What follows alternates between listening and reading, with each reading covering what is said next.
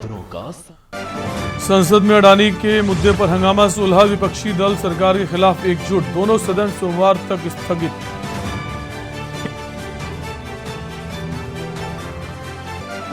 BBC documentary पर ban पर तकरार बढ़ी, केंद्र का सुप्रीम कोर्ट का मिला नोटिस, कोर्ट ने 3 हफ्ते में मांगा जवाब।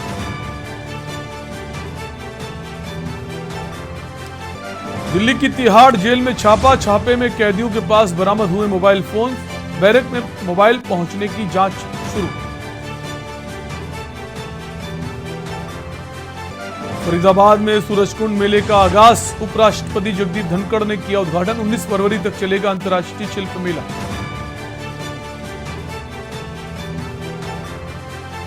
आगरा लखनऊ एक्सप्रेसवे पर भीषण हादसा, 5 लोगों की दर्दनाक मौत, 3 लोग बुरी तरह से घायल, कार बेकाबू होकर दूसरी लेन में जाकर दूसरी कार से टकराई। क्रिकेटर दीपक चहार की पत्नी के साथ 10 लाख की धोखाधड़ी, हैदराबाद क्रिकेट एसोसिएशन के पूर्व प्रबंधक और बेटे पर आरोप, दीपक के पिता ने थाने में दी तहरीर। आप देख रहे हैं के न्यूज, खबरों का सारथी। नमस्कार, आप देख रहे हैं फाइनल बुलेटिन, मैं हूं आपके साथ शैलेंद्र चौहान। शुरुआत करेंगे दिल्ली की खबर से। तिहाड़ जेल नंबर 3 की अलग अलग सेल में बीती रात जब कैदी सो रहे थे, उसी वक्त जेल की एक टीम ने योजना के तहत छापेमारी की। अचानक छापेमारी के बीच कैदी फोन छिपा नहीं सके। छापेमारी टीम ने मौके पर से 18 मोबाइल फोन, चाकू और चार्जर बरामद किए, जिससे कैदियों में हड़कंप मच गया। तिहाड़ जेल के डीजी संजय बेनीवाल ने जानकारी देते हुए बताया, जेल प्रशासन का अनुशासन के साथ पालन करने का फैसला लिया है। पिछले 2.5 महीनों में हमने 348 मोबाइल फोन जब्त किए हैं। बहुत बहुत शुक्रिया। ये हम प्रिजन को भी और पुलिस को भी बहुत ही ज्वलंत ये विषय है। आपकी बात बिल्कुल ठीक है कि कहीं ना कहीं लोगों की मिली भगत जरूर होती है। तो पहले तो हमने उन्हें सशक्त किया है कि वे स्वयं रेड करें। मैं मानता हूं जब तक प्रूफ नहीं होता कोई गिल्टी नहीं होता, लेकिन जब हमें जिस का पता लगा, बहुत सख्त कार्रवाई भी उन पर की गई है और आगे भी करते रहेंगे विदाउट एनी, उसमें कोई लेटअप नहीं है। हरियाणा के फरीदाबाद में 36वें सूरजकुंड अंतर्राष्ट्रीय शिल्प मेला 2023 का उद्घाटन शुक्रवार को उपराष्ट्रपति जगदीप धनखड़ द्वारा किया गया।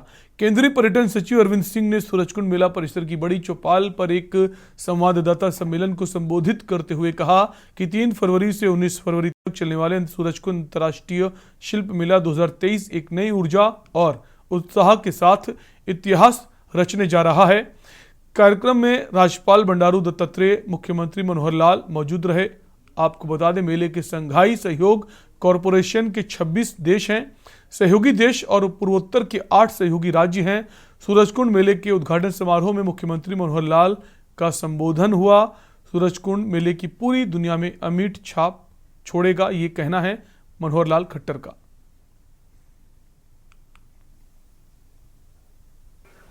सूरजकुंड मेला प्राधिकरण के अध्यक्ष श्री अरविंद सिंह जी, विभिन्न देशों से आए सभी गणमान्य राजदूतगण और हमारे नॉर्थ ईस्ट प्रदेशों से तथा पर्यटन विभाग हरियाणा, केंद्रीय पर्यटन, वस्त्र, संस्कृति और विदेशी मामलों के मंत्रालय और सूरजकुंड मेला प्राधिकरण के सभी अधिकारीगण, उपस्थित सभी आज इस मेले का आनंद लेने वाले हमारे श्रोता बंधुगण और देश विदेश से पधारे हुए सभी कलाकार बंधुओं, पत्रकार, छायाकार मित्रों, बहुत ही आनंद का विषय है कि ऐसा एक अंतर्राष्ट्रीय मेला जिसकी छाप न केवल अपने देश में है बल्कि दुनिया के देशों में भी इसकी एक प्रकार से अमिट छाप है। हर वर्ष ये मेला होता है, जैसा बताया गया कि 1987 से मेला शुरू हुआ था, बीच में 1 वर्ष छोड़ करके लगातार हर वर्ष ये मेला 1 फरवरी से 15 फरवरी तक पहले होता था। लेकिन कुछ वर्ष पहले हमने विचार किया कि इसमें जो वीकेंड्स हैं वो प्राय 2 बार ही आते हैं। पंचकुला के वार्ड नंबर 16 के उपरली चौकी के लिए मुख्य मार्ग के निर्माण में घटिया सामग्री का इस्तेमाल किया जा रहा है। सड़क निर्माण के लिए 15 इंच की दीवार मलबा और बिना सरिया के बना दी गई। इस सड़क का स्थानीय लोगों ने विरोध करना शुरू कर दिया है। नगर निगम के वार्ड नंबर 16 में स्थित गांव उपरली चौकी के गुरुपाल सिंह, हरपाल सिंह, बीरपाल सिंह, हरमेश सिंह समेत अन्य लोगों ने करीब 2.38 करोड़ की लागत से तैयार होने वाली सड़क के लिए निर्माण सामग्री की जांच की मांग की है। स्थानीय लोगों का कहना है कि ठेकेदार घग्गर नदी के मलबे से बिना सरिया सड़क निर्माण के लिए 15 इंच की दीवार खड़ी कर रहा है। सड़क निर्माण में नदी का मलबा प्रयोग किया जा रहा है, इसमें बजरी नहीं है। 4 टन की दीवार बनी है, देखो सिरे सिरे टूटी पड़ी है। जो माल भरे जो प्योर माल बजरी जो भरे की माइनिंग का माल मिट्टी भरी सारी बजरी वो खबर पंजाब से है। कैबिनेट की बैठक में नई औद्योगिक और व्यापार विकास नीति को मंजूरी दी गई है। ये नीति कारोबारियों के साथ विचार विमर्श करके बनाई गई है और उनके सुझावों को भी इसमें शामिल किया गया है। कैबिनेट ने अन्य फैसलों के अलावा पंजाब इलेक्ट्रिक व्हीकल पॉलिसी को भी मंजूरी दी है।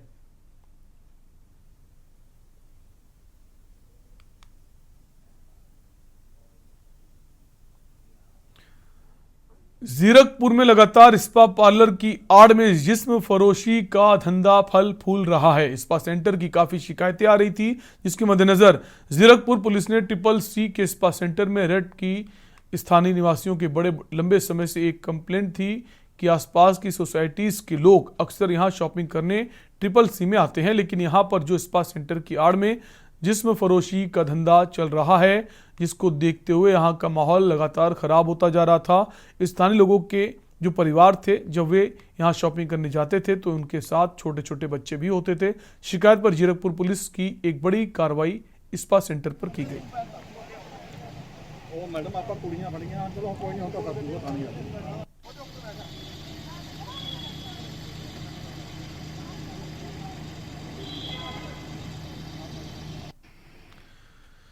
जीरकपुर के ढकोली में एक बिल्डर के खिलाफ उसी की सोसाइटी के लोगों ने रोष प्रदर्शन किया और आरोप लगाया कि एक फ्लैट कई जगह बेच दिया गया है, जिसमें बैंक भी शामिल है, क्योंकि बैंक लोन होने के बावजूद रिकॉर्ड साफ दिखाकर फ्लैट आगे बेच दिया गया। फ्लैट खरीदने वालों को उस समय पता चला जब बैंक द्वारा फ्लैट खाली करने का नोटिस उनके फ्लैट के बाहर चस्पा कर दिया गया।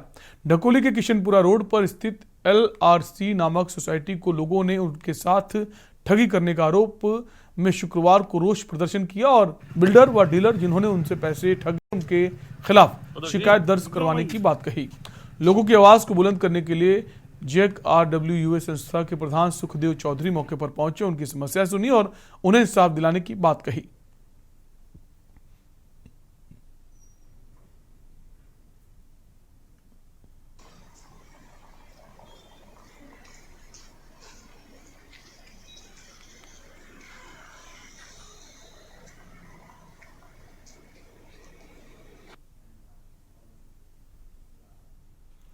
कबीरधाम पुलिस द्वारा 2 दिवसीय ग्राम खेल समिति की जिला स्तरीय कबड्डी प्रतियोगिता का जिला मुख्यालय कवर्धा में आयोजन हुआ। कबड्डी प्रतियोगिता के फाइनल मुकाबले व समापन समारोह में प्रदेश कैबिनेट मंत्री व कवर्धा विधायक मोहम्मद अकबर शामिल हुए। आपको बता दें कि मंत्री अकबर के आगमन पर पुलिस बैंड की धुन में पुलिस अधिकारी, कर्मचारी एवं समस्त ग्राम खेल समिति के सदस्यों द्वारा मार्च पास्ट किया गया। साथ ही कबड्डी प्रतियोगिता के रोमांचक फाइनल मुकाबले में सिंगापुर के खिलाड़ियों ने फोर्स एकेडमी को पराजित करते हुए शानदार विजय प्राप्त की। वहीं मंत्री अकबर ने विजेता और उपविजेता प्रतिभागियों को बधाई और शुभकामनाएं दी। इस दौरान उन्होंने प्रतिभागियों को पुरस्कृत कर सम्मानित किया। साथ ही कबीरधाम पुलिस द्वारा कवर्धा शहर में महिला बच्चों संबंधी अपराध, नशा मुक्ति, साइबर क्राइम व यातायात नियमों का पालन करने संबंधी विषय पर 4000 लोगों ने लगभग 1200 तख्ती अपने हाथों में रखकर 4 किलोमीटर जन जागरूकता रैली निकाली। हुआ और कबड्डी के फाइनल मैच को भी आपने देखा।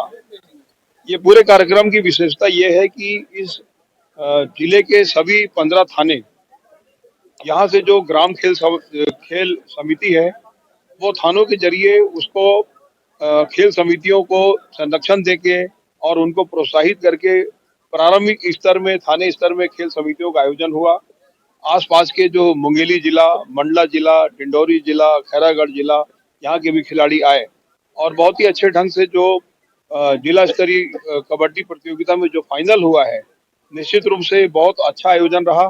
मैं ऐसा समझता हूँ कि इस प्रकार का आयोजन बाकी छत्तीसगढ़ के जिलों में भी होना चाहिए। विशेष तौर पर मैं यहाँ के जिला पुलिस अधीक्षक लाल उमेन जी को अपनी ओर से हार्दिक बधाई देता हूँ। मुख्यमंत्री भूपेश बघेल राजनांदगांव जिले के प्रवास पर पहुंचे। मुख्यमंत्री ने यहां ग्राम भर्रे गांव में किसान अन्नदाता सम्मेलन में शिरकत करते हुए जिले में करोड़ों रुपए के विकास कार्यों की सौगात दी।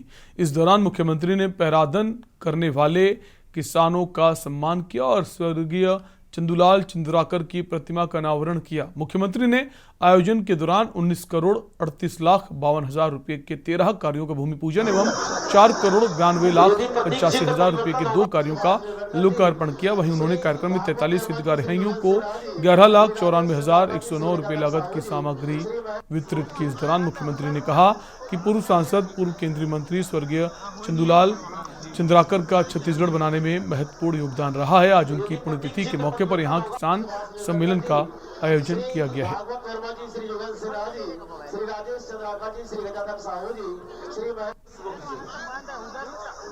ग्राम भर्रे गांव में चंदूलाल जी की स्मृति में किसान सम्मेलन का आयोजन और उनके मूर्ति का अनावरण। चंदूलाल चंद्राकर जहां सांसद थे, केंद्रीय मंत्री थे और राष्ट्रीय महासचिव थे कांग्रेस के, प्रदेश कांग्रेस कमेटी के अध्यक्ष भी रहे, तो विभिन्न संगठन और सत्ता में भी रहे। लेकिन सबसे बड़ी बात यह है कि वो बड़े पत्रकार भी थे और सबसे बड़ी बात यह कि अच्छे इंसान थे। कबीरधाम में राष्ट्रीय युवा योजना नई दिल्ली व राष्ट्रीय युवा योजना छत्तीसगढ़ के तत्वाधान में प्रमुख समाजसेवी गांधीवादी डॉक्टर SN सुब्बा राव की जयंती पर 3 से 8 फरवरी तक अंतर्राष्ट्रीय एकता सद्भावना युवा शिविर का आयोजन रायपुर में होने जा रहा है। वहीं मिली जानकारी के अनुसार कृष्णा मोचन चंद्रवंशी के मार्गदर्शन में कबीरधाम जिले के 6 युवाओं का चयन हुआ है, जिसमें तुकाराम साहू ग्राम मानिक चौरी, पाल सिंह धुर्वे ग्राम महाराजपुर, मुकेश सेन ग्राम मानिकपुर, भीष्म प्रताप खूटे ग्राम खूटू आदि लोगों ने शिरकत की।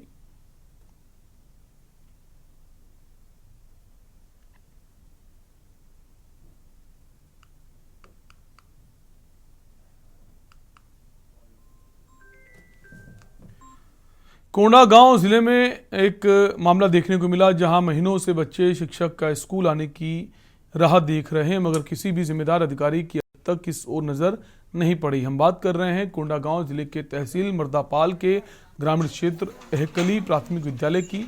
आपको बता दें कि 1976 से स्थापित एहकली की प्राथमिक शाला में 1 माह पूर्व वहां के शिक्षक 31 दिसंबर को रिटायर हो गए हैं। उसके पश्चात से इस शाला में शिक्षकों की व्यवस्था नहीं कराई गई।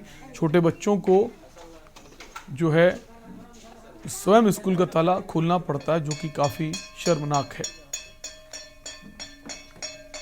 यहाँ पर शिक्षक की कमी है, शिक्षक बिन स्कूल हो गया है। क्यों है ऐसा? अभी तो 1 माह से शिक्षक बिन स्कूल हो गया है। ऐसी स्थिति क्यों हुई? सब पहले अभी रिटायरमेंट हो गए सर, और एक पदोन्नति में चला गया, इसी कारण से शिक्षक बिन स्कूल हो गया। किसी को समस्या का अवगत कराए? सबको, कलेक्टर को भी अवगत कराए हैं सर, DO सर को, BO सर को, क्षेत्रीय विधायक सबको अवगत करा दिए हैं। स्कूल शिक्षक नहीं है। कब से नहीं है? 1 महीना। कैसे करते हो आप लोग पढ़ाई वगैरह? बैठे रहते हैं। बैठे रहते हो जी। अच्छा, स्कूल खोलता कौन है, बंद कौन करता है? हम। शिक्षक की जरूरत है? जी। हाँ। हमारे स्कूल में शिक्षक नहीं है, शिक्षक का जरूरत है। कोरबा के रेलवे स्टेशन में ट्रेन से कटकर युवक ने दी जान। हफ्ते भर पहले ही पिता बना था। उन्होंने सुसाइड नोट में पैसों की व्यवस्था नहीं होने की बात लिखी है। इसी दौरान रेलवे पुलिस को पता चला कि मृतक का नाम 25 वर्षीय मोहम्मद साहिल है, जो बिलासपुर का रहने वाला है, जो कोरबा में ऑयल कंपनी में सुरक्षा गार्ड के रूप में काम करता था। युवक की पेट की जेब से जो पैंट की जेब से एक सुसाइड नोट मिला, जिसमें लिखा है कि 10,000 के लिए ससुराल वालों ने जान ले ली। मामले में रेलवे पुलिस जो है वो आगे की कार्रवाई कर रही है।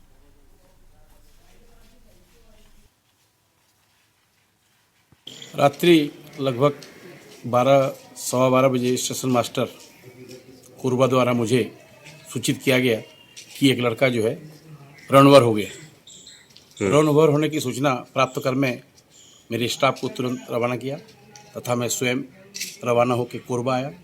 कोरबा को डेड बॉडी को देखा जो लाइन में 2 टुकड़ों में कट के पड़ा था। के पास मिले सोसाइटी नोट के माध्यम से मैं इस तरह तक पहुंचा हूं कि साहिल खान किसी पैसा कौड़ी या घरेलू कुछ बोझ के कारण त्रस्त था और अपने आप को आत्महत्या कर अपना यही लीला समाप्त किया है। यही अभी तक की जानकारी मुझे मिला है। विदिशा में मुख्यमंत्री जन अभियान हित लाभ कार्यक्रम में मुख्यमंत्री शिवराज सिंह चौहान ने मंच से बड़ा ऐलान किया और मध्य प्रदेश की बहनों के लिए बड़ी सौगात दी, जिसमें हर महीने महिलाओं के खाते में 1000 रुपया आएंगे। लाडली बहना योजना की शुरुआत कार्यक्रम में लाखों की संख्या में 3 संभागों के हितग्राही पहुंचे थे। वहीं इस कार्यक्रम के माध्यम से प्रदेश के लाखों किसानों के खातों में 1 क्लिक के माध्यम से मुख्यमंत्री सम्मान निधि योजना के तहत राशि खातों में पहुंचाई गई। वहीं 24,94,617 हितग्राहियों की स्वीकृति पत्रों का वितरण किया गया।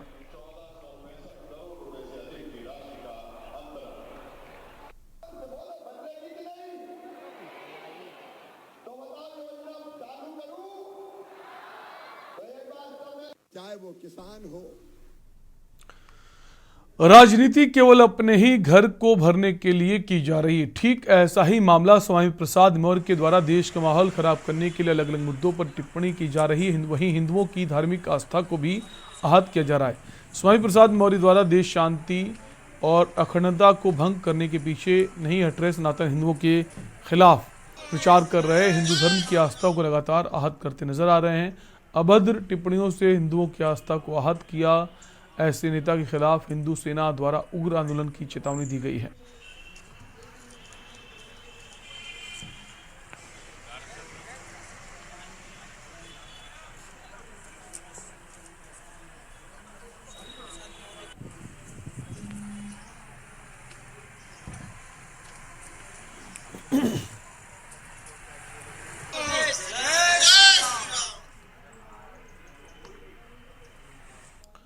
अगली खबर जबलपुर से है। स्वामी प्रसाद मौर्य द्वारा गलत टिप्पणियां और हिंदुओं के ग्रंथों को हारने व हिंदुओं की आस्था से खेलने के लिए जबलपुर के हाईकोर्ट अधिवक्ता भी पुलिस अधीक्षक कार्यालय पहुंचे। उन्होंने बताया कि यदि प्रशासन द्वारा स्वामी प्रसाद मौर्य के खिलाफ सख्त कदम नहीं उठाए गए तो कोर्ट के माध्यम से भी जल्द से जल्द याचिकाएं दायर करने के लिए अधिवक्ता बाध्य होंगे।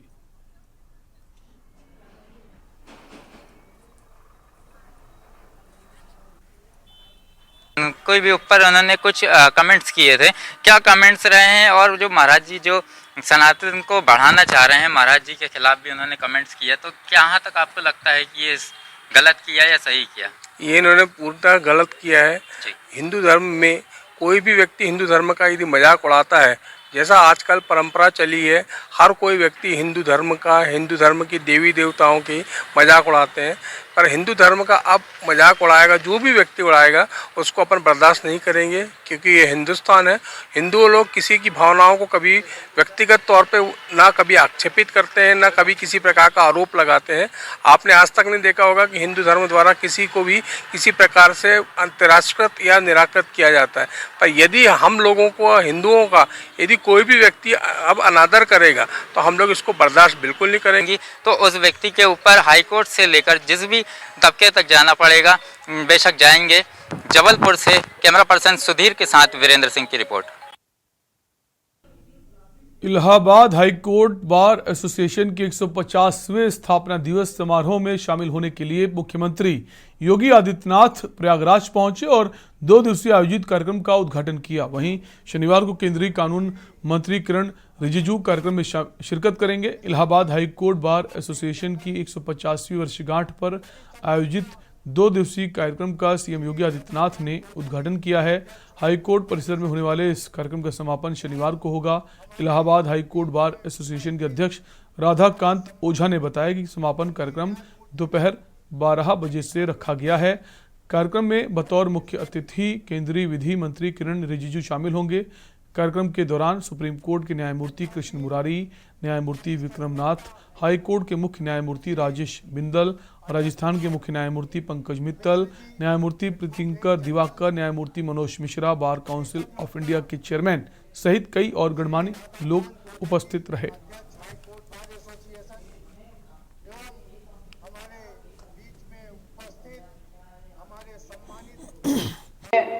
या मृत्यु होने की दिशा में उनके आश्रित को अधिवक्ता कल्याण निधि की राशि को 1.5 लाख से 5 लाख रुपए करने की व्यवस्था भी हम लोगों ने कर ली है और इससे संबंधित जो भी संशोधन होने थे वह भी शासन स्तर पर निर्णित हो चुका है, उसको भी लागू किया जा चुका है।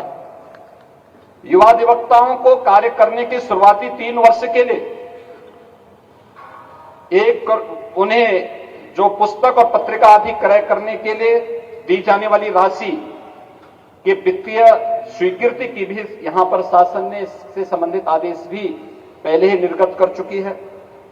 सामाजिक सुरक्षा निधि योजना के अंतर्गत भी मृत्यु के दावे के रूप में 2017-18 से 2022-23 तक यानी 31 जनवरी 23 तक कुल 13,37,92,000 से अधिक भुगतान राशि न्यासी समिति द्वारा अब तक की गई है। खबर कानपुर से है। कानपुर में खंड स्नातक सीट पर बीजेपी के अरुण पाठक तीसरी बार विजय हुए हैं। उन्होंने 2015 में कानपुर मंडल स्नातक निर्वाचन क्षेत्र से भाजपा उम्मीदवार के रूप में चुनाव लड़ा था। इस सीट पर हुए उपचुनाव में उन्होंने स्वरूप परिवार के मानवेंद्र स्वरूप को मात दी थी। उपचुनाव में भाजपा के अरुण पाठक ने मानवेंद्र स्वरूप को हराकर जीत हासिल की थी। तीसरी बार भी भाजपा ने उनके ऊपर विश्वास जताया। इस बार भी अरुण पाठक चुनाव जीते। इस बार उन्होंने सपा प्रत्याशी डॉक्टर कमलेश यादव को 53,000 से अधिक वोटों से मात दी। आपको बता दें, उत्तर प्रदेश एमएलसी की 5 सीटों का कार्यकाल 12 फरवरी को खत्म होगा। ये सीटें हैं गोरखपुर फैजाबाद स्नातक सीट, कानपुर उन्नाव शिक्षक निर्वाचन क्षेत्र, कानपुर मंडल की स्नातक सीट, झांसी प्रयागराज निर्वाचन क्षेत्र और बरेली मुरादाबाद स्नातक सीट। इन्हीं सीटों पर चुनाव हुआ था। उत्तर प्रदेश के उप मुख्यमंत्री ने सभी सीटें जीतने का दावा भी किया था।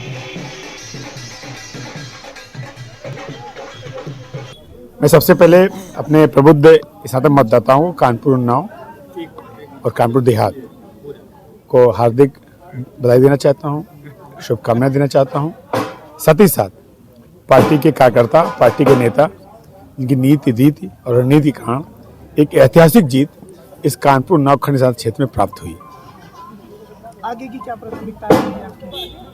जो उत्तर प्रदेश मोदी और योगी जी के सपनों का उत्तर प्रदेश बने, एक तेज विकास वाला उत्तर प्रदेश बने, के तहत जो कुछ उनकी योजनाएं होंगी उसमें मैं समाहित हूँ। साथ ही साथ जो हमारे बेरोजगार हैं, संगठित या असंगठित क्षेत्रों उनको और रोजगार के अवसर प्रदान हो। खबर चंदौली से है। डीडीयू रेल जंक्शन पर शुक्रवार को स्थानीय लोगों और भाजपा कार्यकर्ताओं ने शुक्रवार को बीजेपी के सांसद और नई दिल्ली के पूर्व प्रदेश अध्यक्ष मनोज तिवारी का जोरदार स्वागत किया। इसके बाद मनोज बिहार के कैमूर स्थित मां मुंडेश्वरी धाम के लिए रवाना हो गए। इसके पूर्व उन्होंने रामचरितमानस की कंट्रोवर्सी को लेकर बयान भी दिया। और फाइनल बुलेटिन में फिलहाल के लिए आपसे लेंगे इजाजत। बाकी खबरों के लिए देखते रहिए के न्यूज़ इंडिया। नमस्कार।